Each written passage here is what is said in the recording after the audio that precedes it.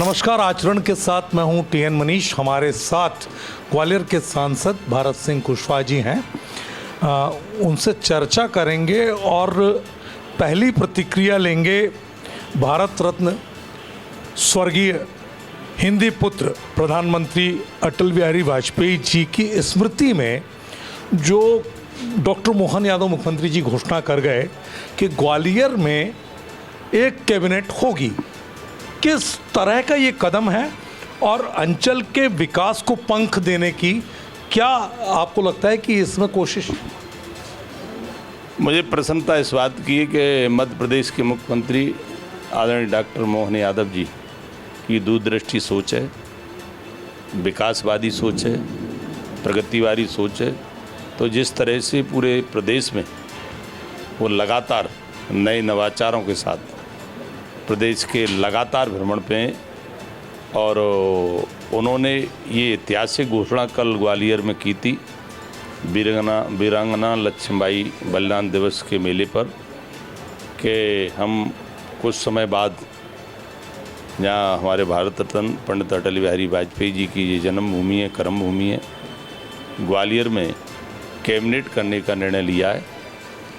इस निर्णय का ग्वालियर की जनता, इस अंचल की जनता हृदय से अभिनंदन करेगी, क्योंकि पूरी सरकार लगातार 2 दिन यहाँ रहेगी।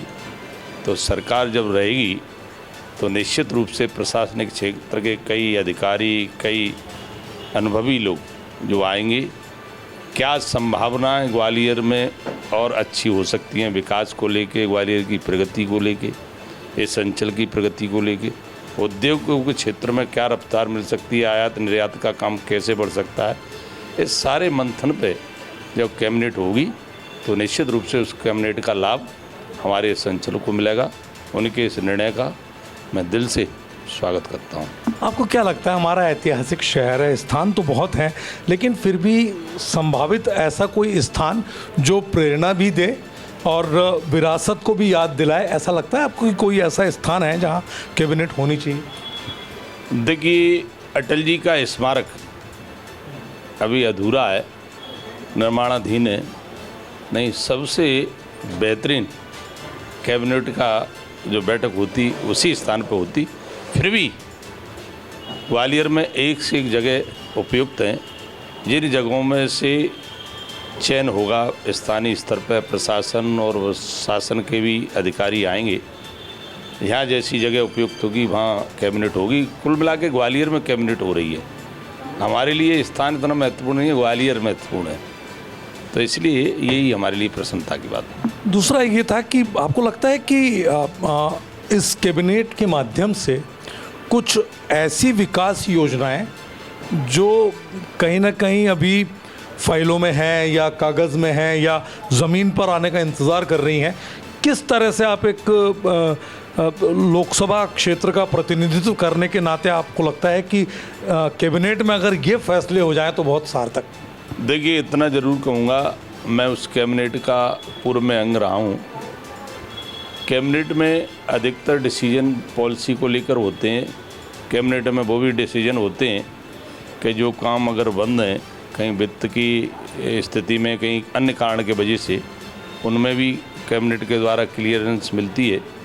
और विशेष रूप से जब से डॉक्टर मोहन यादव जी मध्य प्रदेश के मुख्यमंत्री बने, उनकी कैबिनेट के निर्णय को देखिए। हर कैबिनेट में कोई न कोई नया संदेश मध्य प्रदेश की जनता को देते हैं। वो विकास के मामले में, कई अहम निर्णय के मामले में, कर्मचारियों के मामले में। तो ग्वालियर में जब कैबिनेट होगी तो मुझे पूर्ण विश्वास है नया कैबिनेट के माध्यम से और भी इस अंचल को डिसीजन होंगे, ऐसा मैं मानता हूँ। आपने रेलवे स्टेशन पर काफ़ी आपके साथ लोग मिले और आपने कुलियों से लेकर तमाम तरह की चीज़ों को देखा। 70-72 जो दुकानों का मसला है उसमें भी लोग आपसे मिले हैं। किस तरह से ये गृह निर्माण मंडल और उनके बीच का जो मामला है, इसको कैसे आप देखते हैं कि विकास में बाधा भी ना हो और उनको भी कोई उचित स्थान मिल जाए? पहले तो मैं प्रधानमंत्री जी का दिल से अभिनंदन करना चाहूँगा और रेल मंत्री जी का कि इतनी बड़ी सौगात ग्वालियर को रेलवे स्टेशन के रूप में दिए। रेलवे स्टेशन निर्माणाधीन है और हमारा प्रयास है, लगातार मॉनिटरिंग निरीक्षण हो रहा है कि जल्दी वो काम पूरा हो। रेलवे स्टेशन के सामने कई दुकानें बनी हुई हैं, कुछ लीज पे भी हाउसिंग बोर्ड के माध्यम से दुकानें दी गई हैं। दुकानदार भाइयों के साथ बैठ के विचार विमर्श हुआ, उनके भी धंधे पर, रोज़गार पे कोई दिक्कत ना आए और रेलवे स्टेशन की भव्यता भी, सुंदरता भी दूर से दिखे। ये उनका दुकानदार भाइयों का भी कर्तव्य है, हम सबका कर्तव्य है। तो ऐसा कोई बड़ा इशू नहीं है।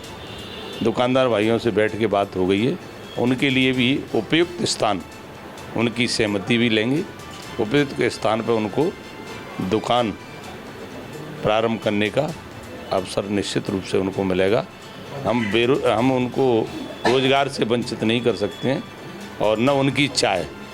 उनकी भी इच्छा है कि रेलवे स्टेशन बना है, 500 करोड़ की अधिक लागत से बन रहा है, तो ग्वालियर की भी भव्यता दिखे, उस पर भी उनको कोई आपत्ति नहीं है। अकेले उनकी रोज़गार का विशेष रूप से ध्यान रखा जाएगा। 25 जून को पूरी कांग्रेस सत्याग्रह के लिए ग्वालियर आ रही है वैसे, और इन्होंने प्रेस कॉन्फ्रेंस करके बात कही, क्योंकि अभी जो अंबेडकर मूर्ति का मामला चल रहा है वो कहीं ना कहीं हमारी सामाजिक सद्भाव और उसके बीच में जातीय आधार पर वैमनस्य ना हो। किस तरह का आपका सुझाव है, किस तरह का आपका आग्रह है, अपील है? और साथ में कांग्रेस इस तरह जो सत्याग्रह करने यहाँ आ रही है, तो आपको लगता है कि ये राजनीति का विषय है? कांग्रेस हमेशा यहाँ लोग शांति और सद्भाव की अपील करते हैं, वहाँ खलल पैदा करने का काम कांग्रेस हमेशा करती आई है।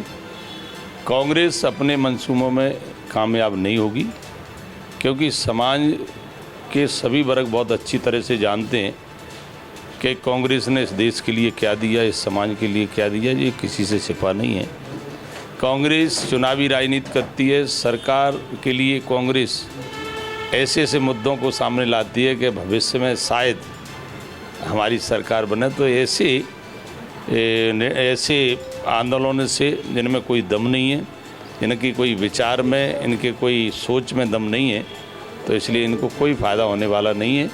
और मैं तो ये कहूँगा, रही बाबा साहब भीमराव अम्बेडकर जी की बात, तो उनने संविधान निर्माता हैं, संविधान हमारी आत्मा है, संविधान हमारी ताकत है, और संविधान पे ये सरकार निर्णय लेती है, संविधान के अनुसार ये सरकार चल रही है। अगर कोई सरकार पूर्व में अगर संविधान के अनुसार नहीं चली थी तो वो थी कांग्रेस की सरकार। संविधान का अपमान अगर किसी ने किया तो आज जिनको वो नेता मानते हैं, नेता प्रतिपक्ष को, आपने देखा होगा प्रधानमंत्री जी का अपमान करना मतलब संविधान का अपमान करना। मनमोहन सिंह जी का अपमान सदन के अंदर राहुल गांधी ने किया था, उनके निर्णय की प्रतियां फाड़ी गई थी। तो ऐसे लोगों को कोई अधिकार नहीं है जी।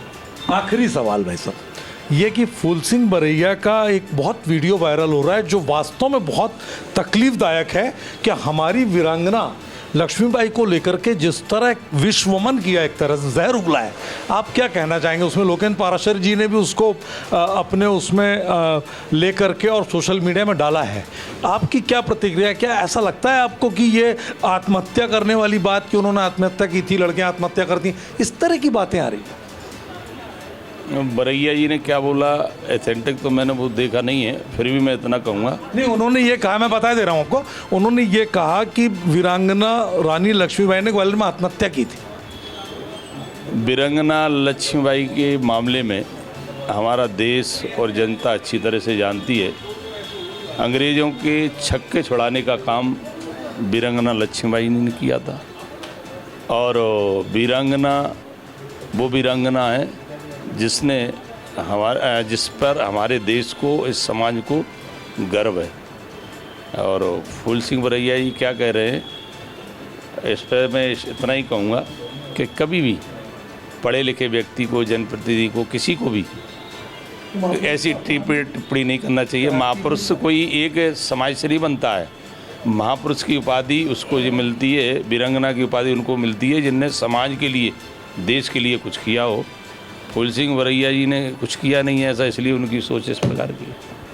तो आप थे भारत सिंह कुशवाहा जी, जिस तरह से आपने देखा कि सारे मामलों को लेकर उनका ये विचार है कि अगर कैबिनेट की बैठक ग्वालियर में होगी तो निश्चित है कि अंचल के विकास को नए मायने मध्य प्रदेश की सरकार अवश्य देगी और कुछ ना कुछ ऐसा नवाचार होगा जो अंचल की बेरोजगारी और दूसरी जो दिक्कतें हैं उन पर भी एक सार्थक ठोस पहल के साथ सामने आएगा। कैमरा पर्सन विक्की सिंह के साथ टीएन मनीष, आचरण न्यूज, ग्वालियर। देश दुनिया की सभी खबरें देखने के लिए जुड़े रहिए आचरण न्यूज से। आचरण न्यूज, हर कदम आपके साथ।